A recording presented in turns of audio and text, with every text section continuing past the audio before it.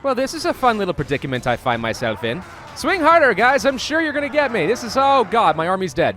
Okay, well, we're in trouble. Save me, King's army! Protect me from the Vikings! Hit this guy from behind, because I'm a coward. What you gonna do, buddy? I can block that. I can block...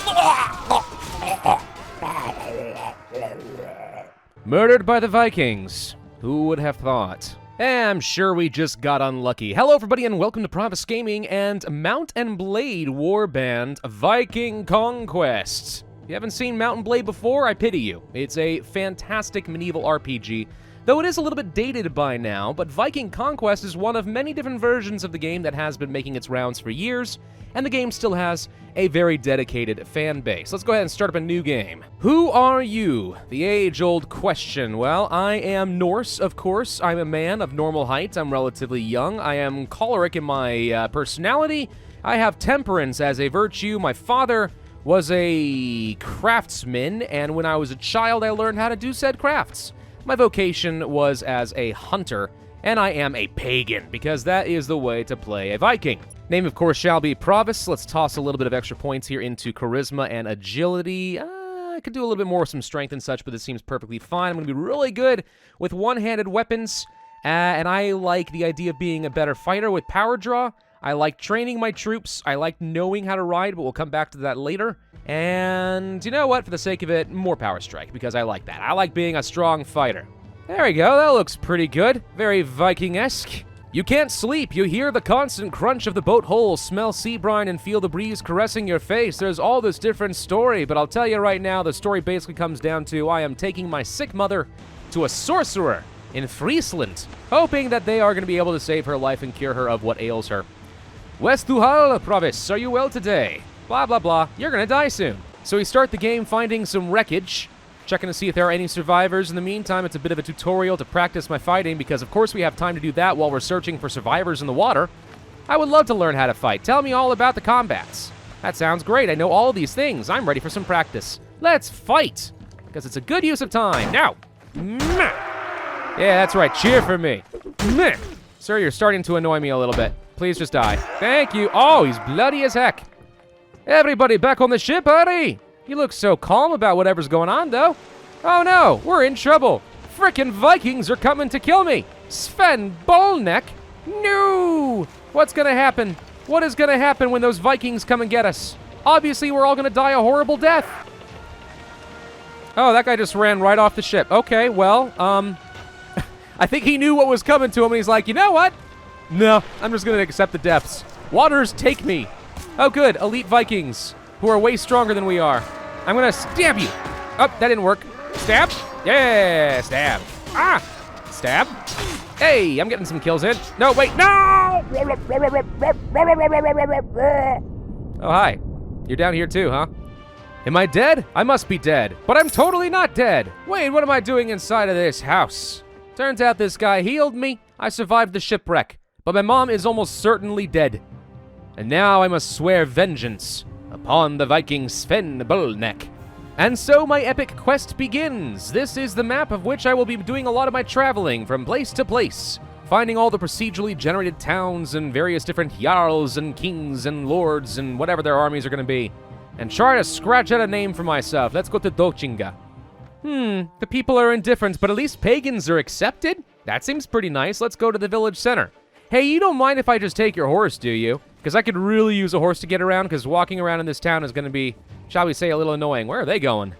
Oh, I'm sure they're off to something pretty fun. Come on, giddy up! You look like somebody important. Tell me, Thoncrick, what can you tell me about my mother? I am in debt to you, of course. My mother was sick. Did you save her? No? Well, crap. You have any tasks I can do for you? You need someone to teach you how to fight? Ooh, I could probably arrange that if only I were a tiny little bit stronger. All right, we have a quest to go and find the Jarl, who, of course, is going to help me in finding out where to find Sven Bolneck so I can exact my vengeance. And now we stand in the presence of Jarl Hrolf Haraldsson. Who knows where to find Sven Bolneck, and if I can do a few errands for him, as is the custom in a questing world, he will surely help me. He's actually a terrible person, though, and is likely to betray me. But in the meantime, I have to go to a Christian monastery on his behalf and find out why they are trying to demand some land, and shut them up so that the king doesn't get angry at the Jarl. Aha! I have arrived at the monastery. I shall visit the abbot. Mr. Christian Abbot, sir, please do not mind that I am a heathen and a pagan. I do not like you nor respect you. Please explain what happened to the title of land. I am your man. I don't know how to read, but that's fine. Call the head of the family. And let's go find out who's telling the truth. Is it you, farmer? I would like to listen to your story. Are you lying to me? You're not a liar? Oh, okay. Well, I believe you. What about the Christian monk? I don't believe you. I want your version, but remember, I'll kill you who lies. Oh, he forced the property? You know what? If only there was such a thing as justice in this world, because the Jarl made it very clear, appease the Christians at any cost. So, even though it is horribly unfair, the land belongs to the monastery. Ooh, he gave me 150 penningas. Interesting choice to bribe me after I've already done what you wanted me to do, but okay. I did my task, Mr. Jarl. Are you happy with me? Yes, you are. You gave me even more penningas. Awesome, thank you. Now, I want to join in the hunt on Sven Bullhorn. Wow, 1,400 penningas. You want me to recruit some men and form a warband? You know, that's what I could do. I would like to do that.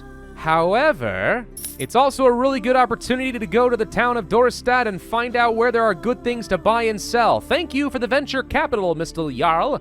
I'll double your money and then I'll come back and finish your quest. I'll just load up on some wine and some salt and other things and travel to the town of Ribe in Denmark. Let's get started for 138 penningas. Seems perfectly reasonable to me. Now that we're here, we're just gonna go ahead and trade with the locals. I've got some wine I can sell for a pretty penny. There we go. Sell the salt. Didn't make a very big profit on that, unfortunately, but there we go. Hey, look at that. I made a few hundred penningas. What do you mean you can only afford 2,824 penningas? Fine, just pay whatever you can, you jerk. Ah, lovely Edinburgh. We are in the land of the Scots now. I have totally forgotten why I was upset at Sven Bullneck. Oh, something about my mother dying? Oh, I don't know. Let's go and explore. Whee! Oh, crap. I walked into a village that's been sacked by Vikings, and now I'm going to die. Oh, come on! And it appears I managed to bug the game and I must lay here for all of eternity. Oops. If it bugged, it didn't count. I'm pretty sure that's the rule. Now, where was I? Oh, yes. I was trying to buy low and sell high.